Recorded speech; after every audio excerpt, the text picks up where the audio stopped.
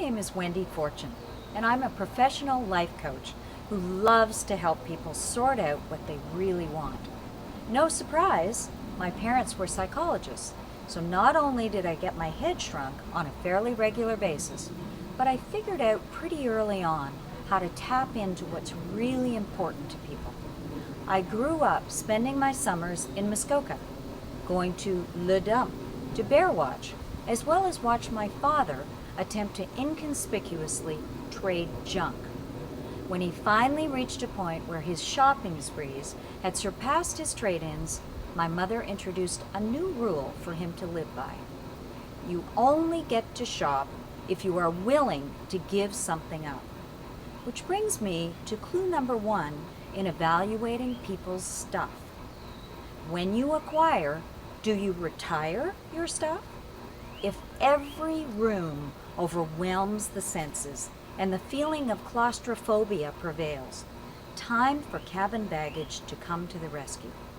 Otherwise, if it gets out of hand, you could end up attracting unwelcome company like my friend Philippe. Clue number 2 goes a little bit deeper and addresses the issue of sentimentality versus obsolescence. What are the risks and benefits to letting go? If it has true sentimental or usable value, it's a keeper. And if it doesn't, it goes. This is the essence of decluttering for the sentimental at heart. Is it sentimental or is it detrimental to your real and honest vision of cottage living? Like this old ripped lonely boot, do you really need it? Clue number 3 is a simple yet observable phenomenon. If there is dust on the clutter, it is most likely perceived as an overwhelming task. As more and more stuff is acquired and there is less and less room in which to store it, cleaning it would necessitate more time, energy, and mental fortitude than simply ignoring it. How often do we know that we want to tackle a project but just don't know where to begin? Surprise! It happens not only in our cottages but also in our minds. The key to take that first step I call chunking down, or one manageable step at a time. Instead of looking at the task as a massive undertaking, pick one tiny section, accomplish it, build in rewards, and celebrate the milestones. Do you need to dust it? Then bust it. Why me, you ask?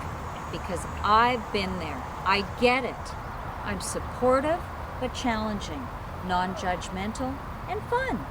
I work with clients every day to help them declutter their minds and their space. I've decluttered homes, offices, and closets.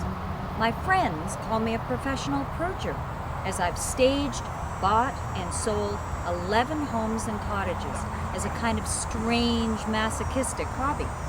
Remember, if you acquire, do you retire? Is it sentimental or detrimental?